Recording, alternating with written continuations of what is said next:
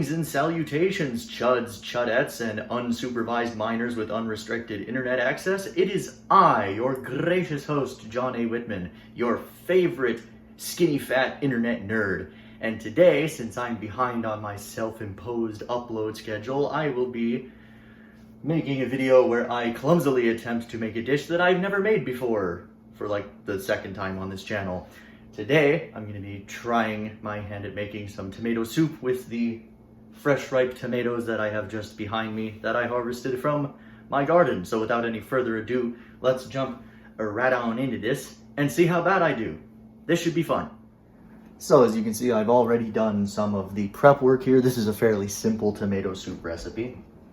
So we don't need much in the way of ingredients. So I've already finely diced a fairly large clove of garlic. I have my ripe tomatoes here. Some of these are beefsteak, but most, as you can see, are cherry tomatoes. They will work for this, since, as you can see, I have way more than I could eat in one sitting, and a lot of them are right on the verge of being overripe. So I do have a very small amount of fresh onion here as well, but since I am severely lacking in that, I will be making up for it with a bit of minced onions as well. And the only other ingredients that I will need for this are butter, which I have right there, and you can use water for this, but because we have some extra chicken bone broth, I'm going to use that.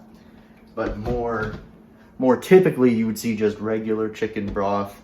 Apparently tomato broth is a thing, so sometimes that is used. And vegetable broth is also often used, but that's all you need.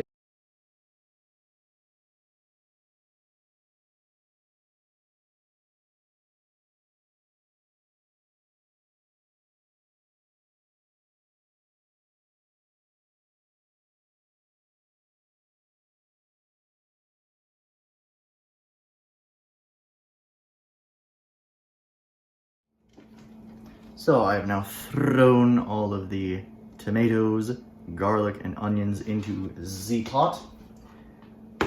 The cherry tomatoes I just destemmed and threw them in otherwise whole. The beef steaks I diced to roughly the same size as the cherry tomatoes. Just gonna open up all my broth here, throw all that in, and we shall see if that is enough to cover everything. If it's not, then we add water.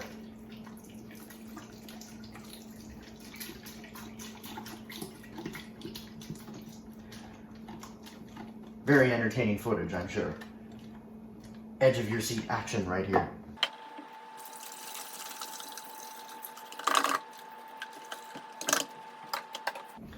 So now from here, I'm gonna add some minced onion to make up for the lack of fresh onion.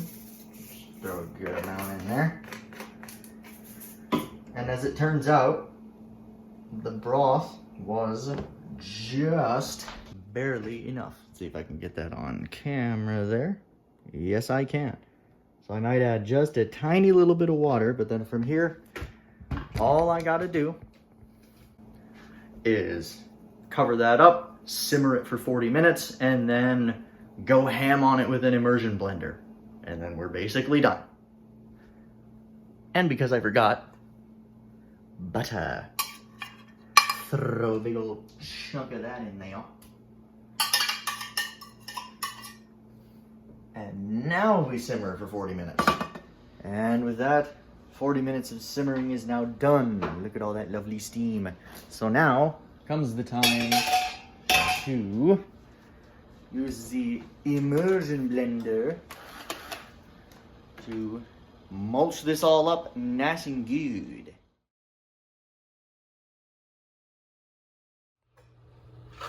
And with not even about a minute's worth of blending, that already looks an awful lot like tomato soup.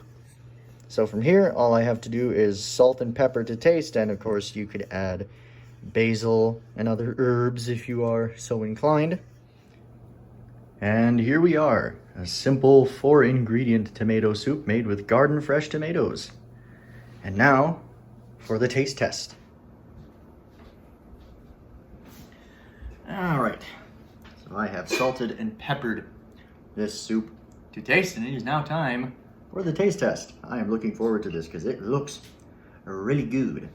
The immersion blender did a really good job of making sure that there aren't any huge chunks of tomato in here, except for this one little itty bitty cherry tomato that's almost entirely intact. But other than that, everything else got blended up really well. So let's give her a try.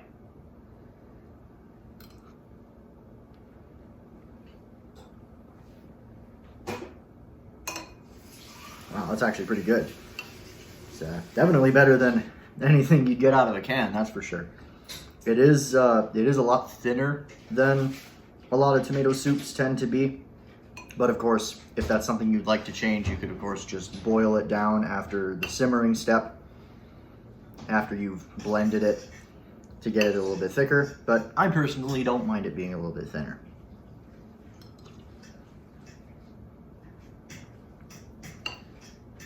That is actually really nice. The inclusion of the butter and the onion kind of together, getting simmered for that long and then blended, really adds a creaminess to this soup that you would not expect for there being no milk or cream in it. And that's really, really nice. But yeah, that's really, really good, at least in my opinion, for my first ever attempt at doing this. I'm quite satisfied with that.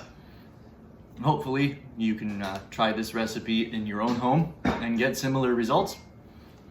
With that all being said, I have been your host, John A. Whitman. Thank you for watching this video. Thank you for taking the time out of your day to do so. If you liked it, consider leaving a like and a comment for the YouTube algorithm that desires to consume your flesh and soul.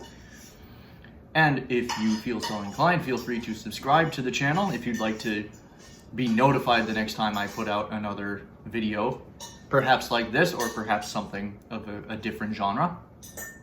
And if you'd like to deal with me and all my other fellow crazies on the interwebs, feel free to look in the About Me section on my channel page for the link to my Discord server. You can join that. It's free. There's no paywalls or anything like that. We have a good time. We joke around in there. We post cool videos.